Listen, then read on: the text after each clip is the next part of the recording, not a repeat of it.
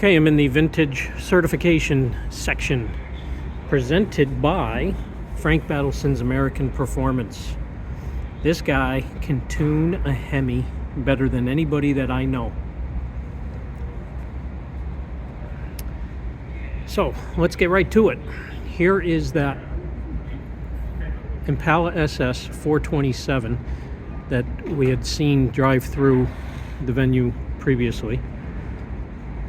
This is an unrestored car. Bench seat, automatic on the column, 427, big block, rolling wheels. Just in absolutely phenomenal condition. This is a survivor car. It is not a fully restored vehicle.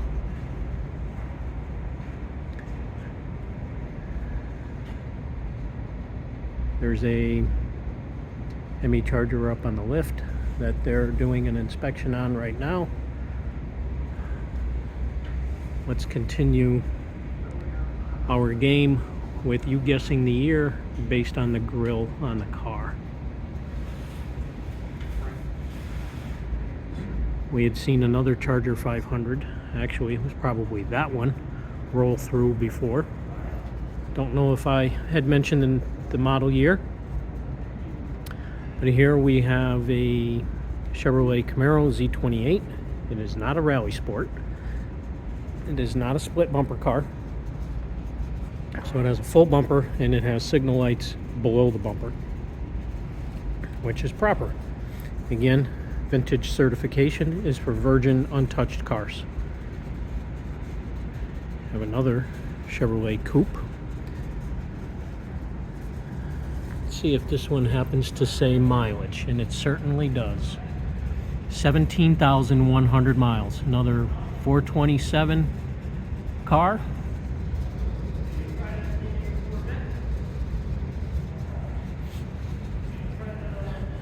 Bucket seats, 4-speed console. I don't know if I can get, there's a little bit of a shot of the interior. Not the greatest. A lot of reflection through the windows. Things happen much better when the windows are rolled down. Here we have a 69 GTO Ram Air car, C3 Corvette, Mustang GT 350, pair of them, 70 Chevelle, license plate 396 Survivor. This is a test for an OEM versus an aftermarket pad on the rear bumper. These SS letters on a factory original are recessed into the pad. So if you feel a raised S, it's an aftermarket pad. Also, the coloring of the factory stuff is different than the aftermarkets. There's some aftermarkets that are out there that are absolutely super bright white. And they look a little funny, very obvious. Bench seat, 4-speed console car, 396 callouts.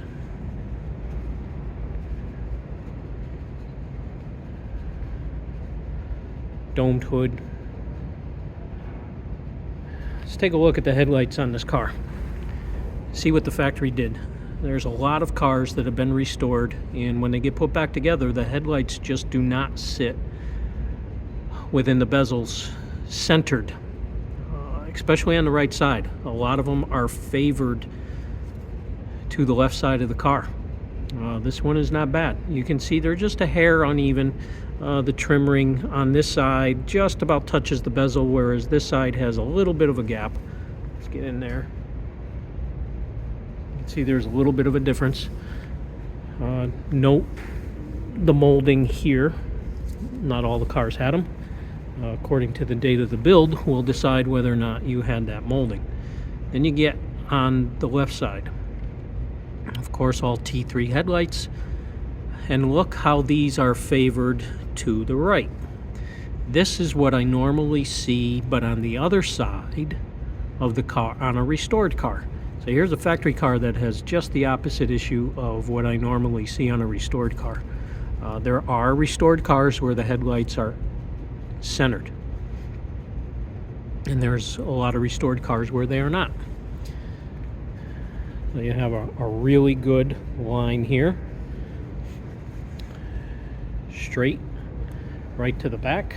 Another really good line here, again straight to the back. Oh, let's see, maybe a hair wider on this side than on this side, but you're talking mass production. Got I got a big shadow here.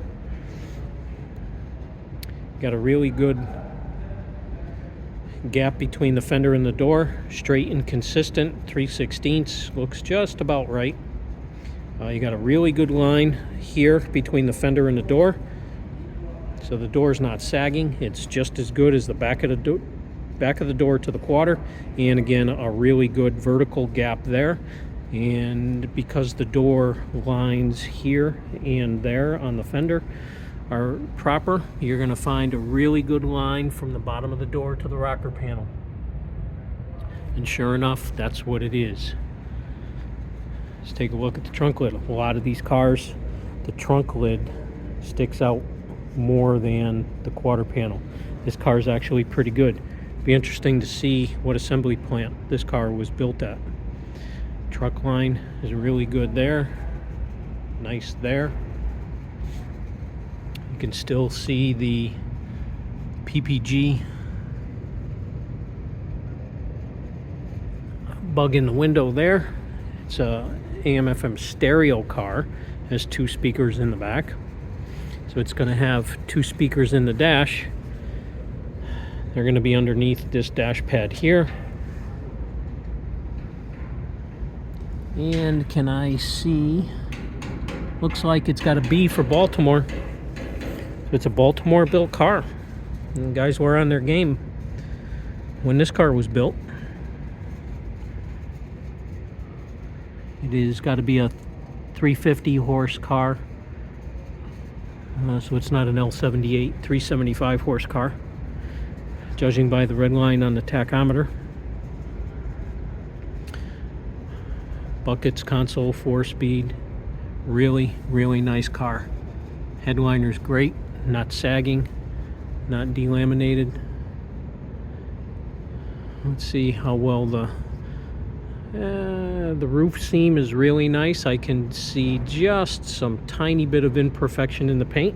Got some real good lighting here. That's from the leaded seam. The lighting is not anywhere near as good on this side, but I can see just about the same. Overall, nice piece. Let's take a peek here. PPG. Let's see what it's got for a windshield. Another PPG windshield. It's late at night. My eyes are tired. I'm not going to look at the tiny little numbers to see the plant code as to where the glass was made, or the date code. Maybe tomorrow when I'm fresh, I'll come back and take a peek. Look at this. We saw this car before. 680 original miles, unrestored. Back here for vintage certification. And then its cousin, 1 year older, Charger Daytona, for vintage certification as well. We saw this car before. Didn't see this Mustang. Nice Mach 1. Buckets, console, 4-speed. I don't think I'm gonna, oh, yep, Super Cobra Jet car. So there's a 1970 Super Cobra Jet Mustang. Mine's a Spider. There's the guys working hard. It's late at night here. The place is pretty much cleared out, quiet as a mouse. Whole bunch of cars stashed all over the place. More will be arriving tomorrow. There's a trio of Yanko 69 Camaros.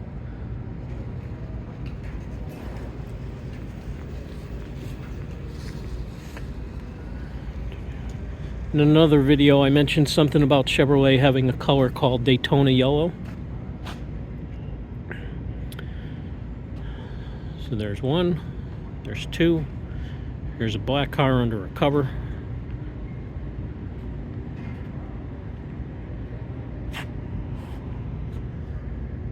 Here's a Super Sport station wagon.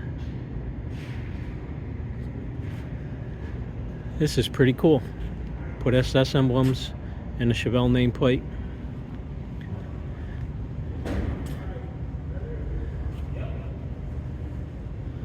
Got a 454 call out on the fender.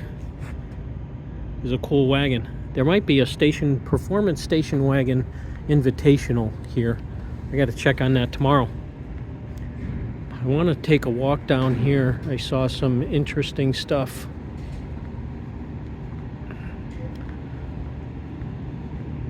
So overall, today was a real heavy move-in day. A lot of big transports early in the morning.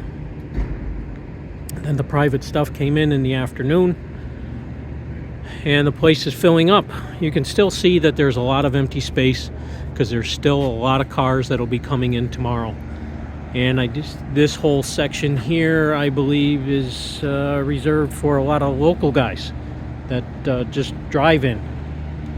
It also happens to be the exit door as to where everybody drives out. So there's going to be a lot of guys standing making videos of cars exiting the show. And that's pretty cool because you get to hear the rumble. See who's got a big camshaft, who's solid lifter, who's hydraulic. If you got good ears, you can tell who's tuned the right way, which cars are cold-blooded, because there's a big race to be the first one out of the building, so you don't have to deal with traffic and a whole bunch of other things. Here's something that's pretty cool. I'm going to walk over here and look at these three Z28s, and we're going to look at the callouts on the top of the windshield. 1977 Z28 with 163 miles. Absolutely fantastic. Phenomenal. Here's another 1977 Camaro Z28, 457 miles. Not too often that you walk into a show and see these two cars sitting next to each other. But that's the prestige of this show. And then you come over here for vehicle number 3, another 1977 Camaro Z28 with 4,420 miles. Maybe they decided to drive this one because it was brown. Couldn't tell you. Then you get into a couple black Ford Mustangs. This one's got to be an SVO with that hood scoop. It's going to be a little turbo 4-cylinder. What else is running around in this place? A lot of these cars parked a little bit sideways. They're going to be moved tomorrow into their final place. They'll get prepped. They'll get cordoned off. And they'll be ready to go for Saturday morning. I believe that orange car is the Hemi Charger 500 that we saw. Here's a pretty cool little car, Forenza. You don't see many of these that have actually survived and are still running around. And this one looks in really, really good shape. It would have to be able to be at this show. Another Charger 500, another Charger 500 over there, another wing car, another wing car, another Charger 500. It looks like Mr. Norm's display over there. We have the Wellborn Aero Warriors Invitational. Mr. Wellborn owns a museum. You should look that up. Wellborn Auto Museum. Put it on your list of things to do. Make a road trip, get to that venue, and pay the price and get in to see what he has on display. Absolutely incredible cars at that museum, and Mr. Wellborn himself is an absolutely fantastic guy. Just a regular guy. He'll stop, he'll talk to you, he'll shake your hand.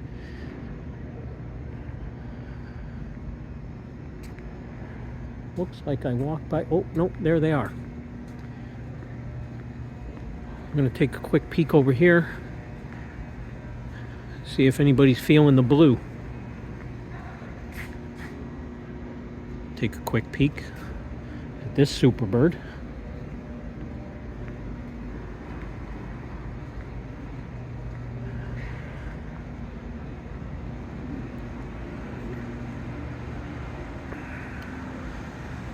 So there's a Shelby GT500. Here's a Mercury Cougar.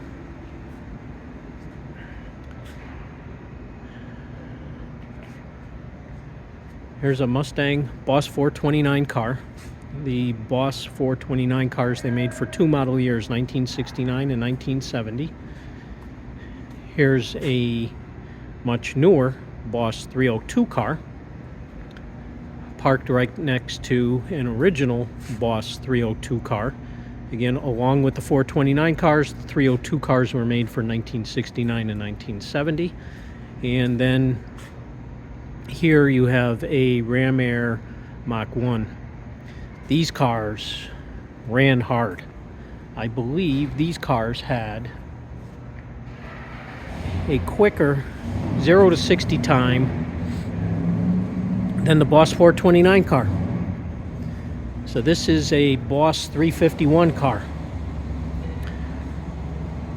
Out on the street, or the magazines that tested the cars, they were able to get a better 0 to 60 with this car than they did a Boss 429 car.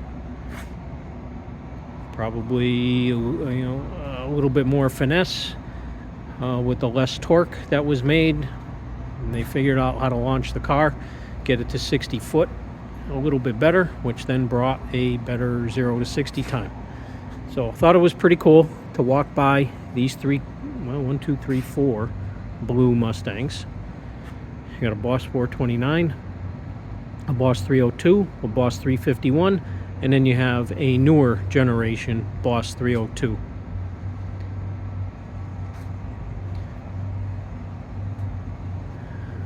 Let's see, let's take a peek around the corner over here and see if the barn find section filled in at all this afternoon.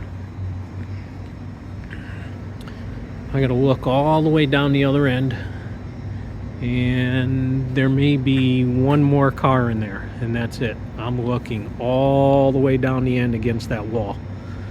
So more than likely those cars will show up tomorrow. You had some big vendors. There's a lot of printed material, a lot of catalogs, a lot of brochures for when the cars were new. There's all kinds of stuff over here.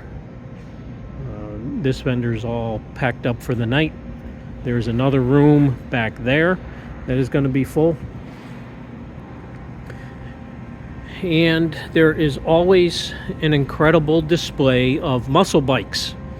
These are becoming more and more popular, more and more collectible, and worth more and more money. A lot of guys are into these things big time, and there's a whole bunch of them here. This is just a portion of the display of these bikes.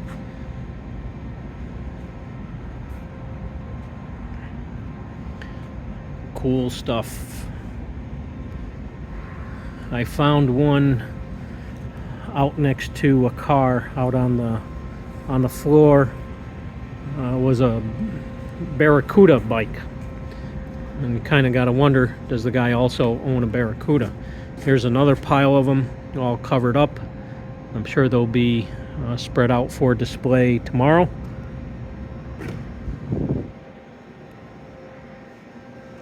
Cool stuff. This area has filled in a little bit.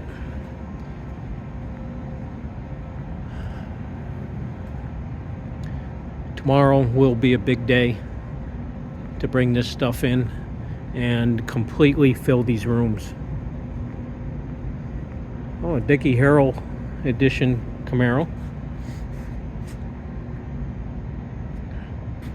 It'd be cool to find out exactly what type of modifications they did to this. to make the 400 horsepower.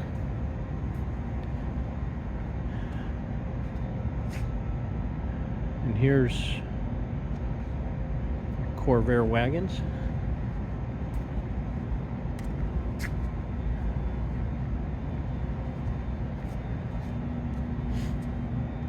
Four in a row. We're moving along fairly quickly through the area, late at night. Haven't had dinner. Spent a bit of time helping build a 4-post lift that ultimately a 70 Superbird is going to be up on. I volunteered. Number one, it's fun. Number two, I have experience building a few. Number three, I know the person that needed the lift, and I worked with a couple guys here to get that assembled. Here is a 1968 Chevelle. Let's take a quick peek at the grill. This grill does not have a bar through the middle like 1969. So the grill is different on a 68. It's puking out a little bit of antifreeze over there. It's a 396 car. Bench seat, automatic on the column.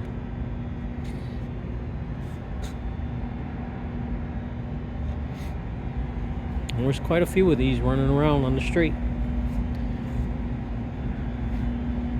You get in the back of the car and you can see the what I call thin horizontal taillights this way, whereas a 69 the taillights are much bigger, going up onto the quarter panel extension up there. So here's the back end view of a 68 Chevelle SS 396. That back in 1968, a lot of other guys saw the taillights of a car like this. Lightweight and fast. No tachometer. Would like to see if it's got a 375 horse engine under the hood. Maybe tomorrow it'll be open and I can find that out. Another Buick. We had seen a stage 1 car on the other side. There's one over here. And a couple more cars down here. I'm just going to take a quick peek and see if this is a real 69 Trans Am. Don't know if there's going to be anything on the dash to tell me. Zippo. Can't tell you whether it's a real car or not, as in an actual real factory born Trans Am, or whether it is a tribute car. But more than likely it's real, simply because that's the type of show this is. This show does not attract a lot of tribute cars or clones, cars that have been cobbled together. This is real high-end stuff. 68 Super Sport, big block 396. Notice the different stripe. There were multiple stripes that were available on these cars. All depends on which option box you picked off when the car was ordered. So this car would be an RS SS, and that's the proper way of saying it. It's not an SSRS, it's an RS SS. So it's got hideaway headlights. It's got the Super Sport hood. So you're going to find reverse lights underneath the rear bumper. No spoiler, which is not supposed to have. So there's your reverse lights under the bumper. And you, for 1968, the tail lights, although both the lenses are red because your reverse light's down there, the tail light is split. On a 1967, it does not have the vertical bar. So you walk over here, and here's a Resto Mod 1968. What do we got going inside here? A couple buckets with multi-point seat belts. More than likely a 6-speed, aftermarket gauges in the dash.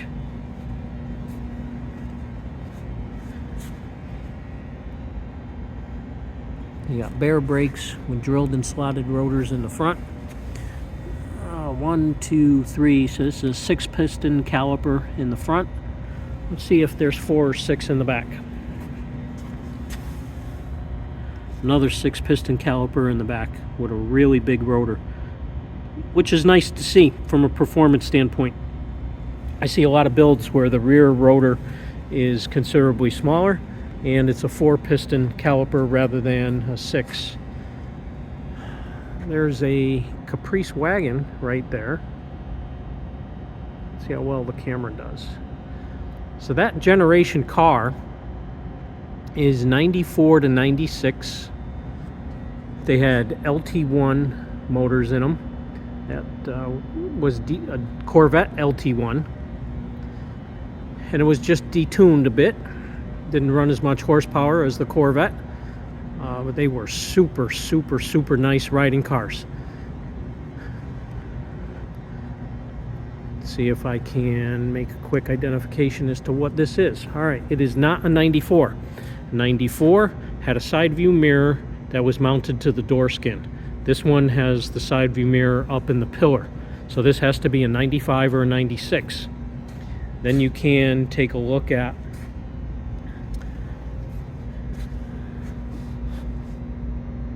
the inside. So it's got bucket seats, a console, automatic on a column. So it's a 95. The 96 had bucket seats, console, automatic on the floor, and a tachometer. So this 95 does not have a tachometer. It's got the original wheels, tinted windows, which the factory did not tint them like that. These cars are cool. They ride nice, they get up and boogie pretty well, and they are an unbelievable highway car. I had experience driving a 94 sedan that at somewhere out of the country where they have high speed limits, the car handled very nicely at 90 miles an hour. Better than it did at 55. It felt very firm, safe, stable. Got another vendor here. No, they're not selling bananas. It's just the boxes that he got to maintain a sense of humor somewhere along the line, otherwise you go crazy. So that's about it for now. I'm gonna head out the door, call it quits for the day, and we'll be back tomorrow. Get some details on some more cars, get a little bit more intimate with the cars, check out some more vendors, and got a surprise coming up tomorrow that you'll see later on in the week after we get that portion of filming edited and ready to go. So until tomorrow, see you soon.